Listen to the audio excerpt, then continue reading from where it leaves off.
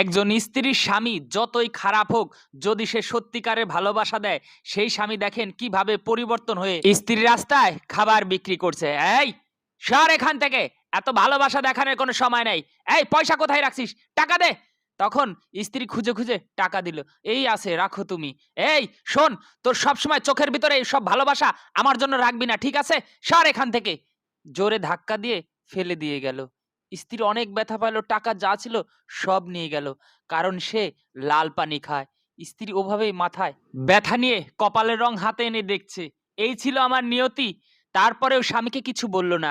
এর ভিতর সেই মেয়ের মা এবং বাবা চলে আসলো দোকানে। আর এদিকে স্বামী টাকা এনে লাল পানি খাচ্ছে। হ্যাঁ রে মা, কেমন আছিস তুই? হ্যাঁ মা, ভালো আছি। তুমি কেমন আছো? বাবাও কেমন আছো? ভালো আছি। মা, তোর কপালে এসব কি হয়েছে? আরে মা, ওই ঘর মুছতে গিয়ে একটু হোঁচট খেয়েছি আরকি। না মা, ঘর মোছা হোঁচট খাওয়া এরকম না।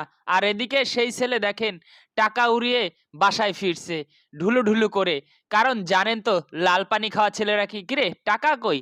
টাকা গেল কোথায়? সব ফুরিয়ে গেল। তখন যে বন্ধুরা তার সাথে লাল পানি খাচ্ছিল তারাই দেখেন ভুলে টাকাটা রেখে আসছে। কারণ সে তো মাতাল। আর বন্ধুরা নিয়ে গেল টাকাগুলো। বউ এখনো দোকান সামলাচ্ছে আর সেই স্বামী এখনো চলে আসছে। আর দেখেন এসেই পড়ে গেল মাটিতে। তারপরেও স্ত্রী গিয়ে তাকে সাথে সাথে ধরে ফেললো। কোনো অভিমান নাই, কারণ তার স্বামী। আর স্বামী এই ভালোবাসা দেখে সে একটু নরম হয়ে গেল। তোমার লেগেছে কোথাও? কি হয়েছে এখানে? আসো আসো, আমি তোমাকে বেঁধে দেই। এভাবে পাগলের মতো ছটফট করছে আর দিশেহারা হয়ে গেছে স্বামীর ব্যথা কিভাবে লাঘব করবে। দেখেন এতটা ভালোবাসা, এতটা যত্ন দেখে সে মাতাল স্বামীটাও পরিবর্তন হতে শুরু করলো। আর তার মুখের দিকে তাকিয়ে রইল। আমি ওকে এত ব্যথা দেই, এত কিছু বলি, তারপরেও ও আমাকে এত ভালোবাসে। কথায় আছে ভালোবেসে নাকি পাথরেও ফুল ফোটানো যায়।